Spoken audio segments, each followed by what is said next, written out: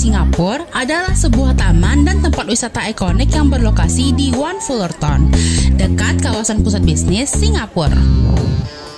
Di taman ini berdiri patung Merlion asli, sebuah maskot nasional Singapura berbentuk makhluk mitos berkepala singa dan berbadan ikan yang menyemburkan air ke Teluk Marina.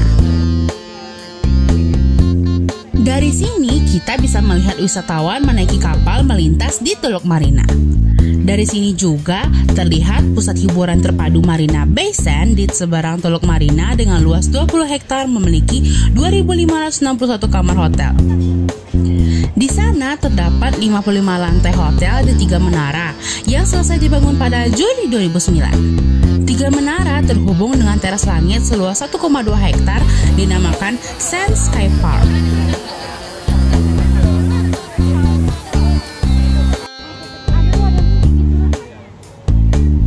Dari Merlion Park ini kita bisa melihat gedung-gedung tinggi yang mengelilingi kawasan ini.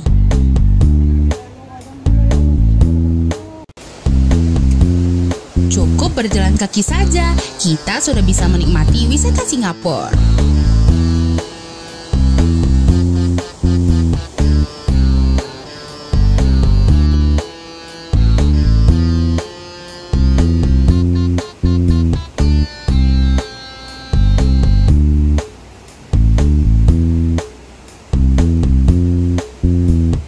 Tunggu cerita Nasya selanjutnya ya. Assalamualaikum warahmatullahi wabarakatuh.